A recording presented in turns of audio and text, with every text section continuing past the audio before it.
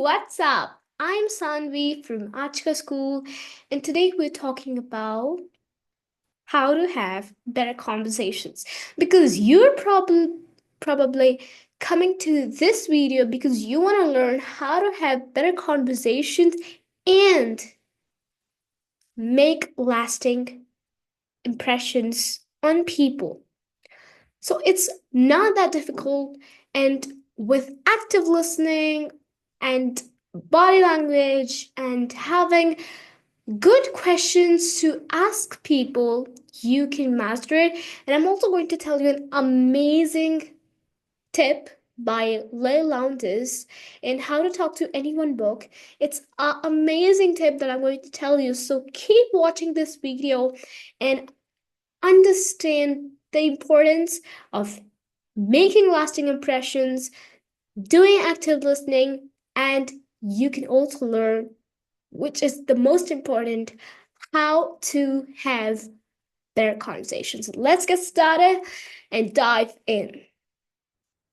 So, so. It's really important to have lasting impressions.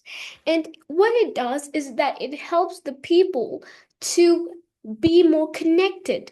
Because there was a time I was at a party, okay? And I was just talking to a random girl out of nowhere. I don't know her, she doesn't know me. And we're walking by the path and we're talking, hi, what's your name? But suddenly there's a stop awkwardly. And we both remained silent. And it just turns to the most awkward time. And we lost touch. We only knew that her name was something, my name was something, and done. Now, what it does is that next time you see her, you're still in that same glossy mood. And I did not make a lasting connection, nor did she. So today, I'm going to tell you those tips that I learned when I went back home. And then I just researched so much about how to have better conversations. And I wish I learned them before. So I think it's time that you do now. So the first thing is that you need to learn how to listen. I mean, what? Why do you need to learn how to listen? Let me tell you, this is not something that you'll master in like 1 hour or 1 minute. You need to practice it thoroughly because what happens is that we don't practice it, we just want it overnight. But that's not going to happen. So you need to keep practicing for it, talk to more people, and become more socialized. So, let me get back to the point. Why do you need to listen more actively? Why shouldn't you speak more?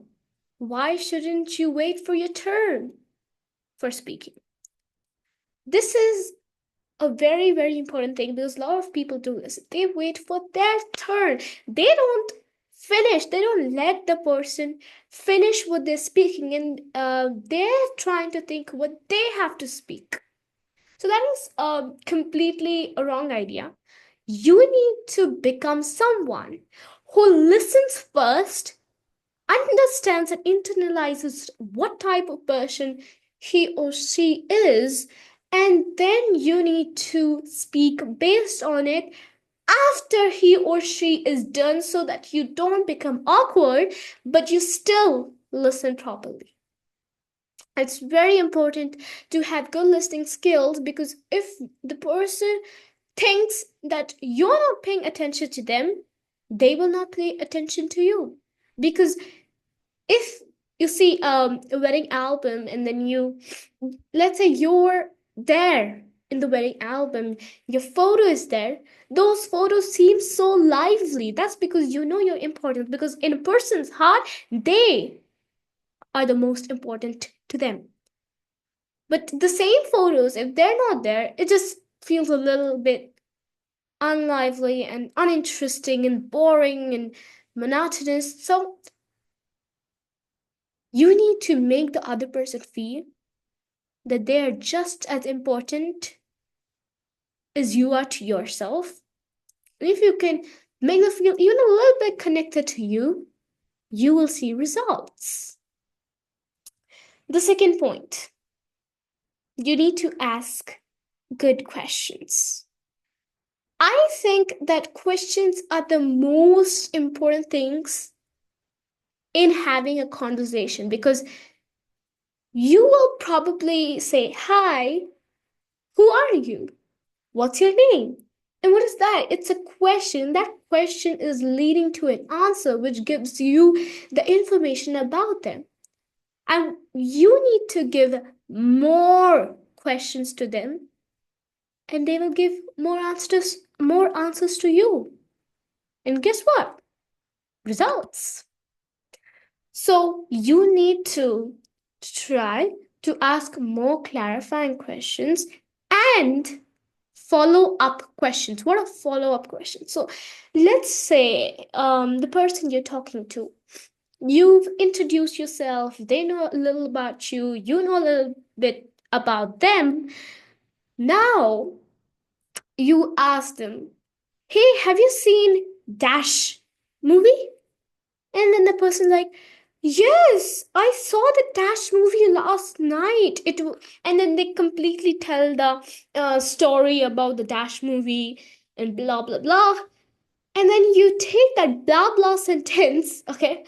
You take that blah blah sentence, and then you take a follow up question from you, internalize it. Like, for example, the person said, instead of blah blah blah, that it was a great movie because the icon star was Alu Arjun. Let's just take this as the example. And suddenly, you will pop a follow up question, and you'll be like, "Oh, really? Alu Arjun was there. How was his role? Was it a South Indian movie?" So you internalized it, and then you gave a follow up question. But let the person speak entirely. You do not want to break the sentence that they're speaking. You need to let them pause after the sentence and then you speak.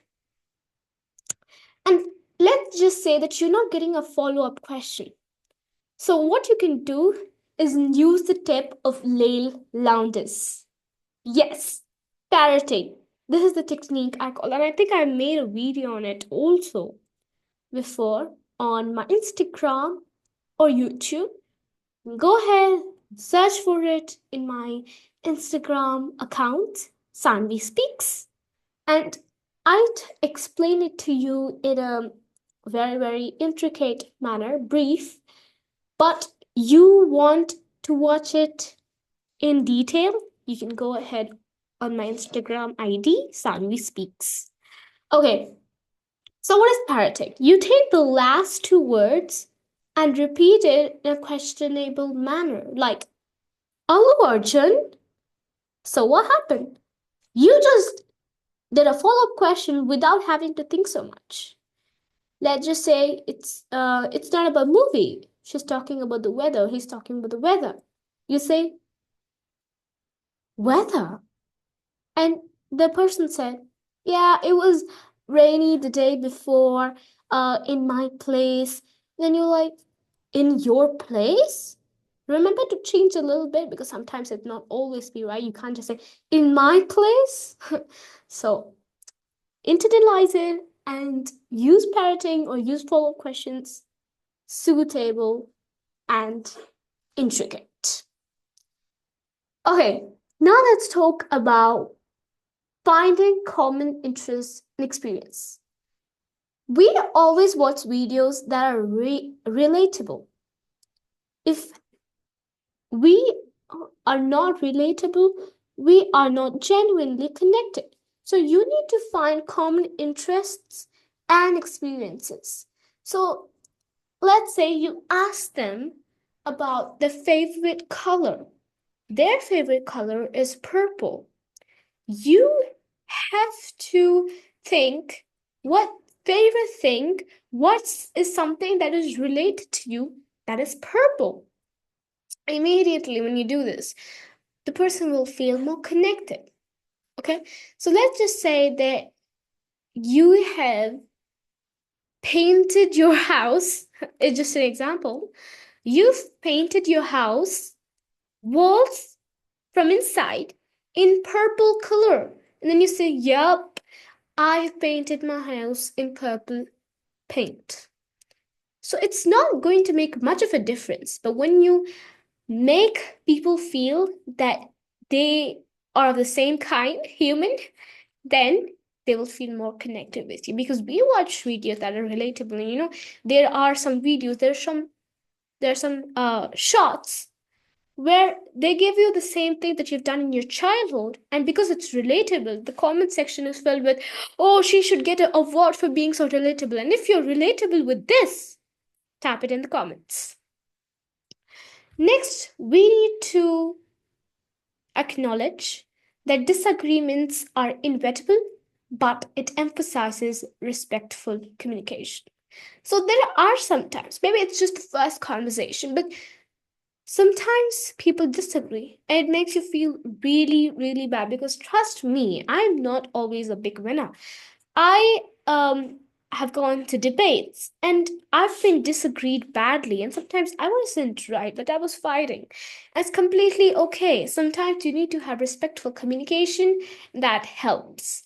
So at the first time, make sure that you are agreeing, but respectfully. You're disagreeing, but respectfully. And you need to give instances and give social proof that this thing is right. Unless and until you don't have it, you should not take it forward. Okay, now we need to, I'm going to offer you a very important tip. Like I said, you need to find the common interests and experiences the same way you should share your personal stories also, because it builds more connection. Because when I share videos, I put my personal stories like, I went to a party and then I had this problem with this person. So what happens? It makes us connected, because maybe there would be a time where you'd be facing this type of conversation too, and you would have an awkward time with your friend, unless and until you're not a people person. So you gotta start telling your personal experiences and personal stories. It helps. Trust me. Now, let me tell you one more thing that is very important. You need to find common ground even in diverse conversations. Let's say the person you're talking to uh, is let's say a South Indian, whereas you are North Indian. So you're talking, but they have diverse cultures and food and weather and different things, right? It's diverse, but you need to find a common ground. You both are from different directions. This person is from south, but you're from north. But the common ground over here is that you're in India. So you need to find that common ground and talk about it. It is really helpful because you're trying to show that we all are united. Even in schools, we are taught poems like Aikiya Gana. I don't know how many people have heard that. It's a Kannada song on unity.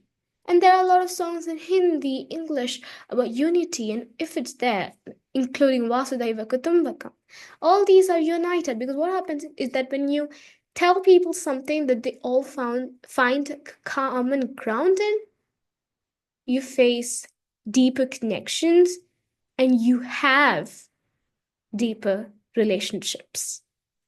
So you can experience the power of it personally, professionally, and social context. Um, so I want to tell you that I have made a worksheet for you where I just have put everything that I have taught um all the points and the outline of my videos. So if you want, you can click um you can go on my Instagram account once again, and I've posted the outline. So do click on it. And I will, in the description box, share my Instagram account. So check the description box. And this, I think, is the end of this video. So I hope you found it useful. So the next time you go, don't have these awkward conversations. Follow up the questions, do active listening, stay on the ground, even if diverse, and become the best version of yourself.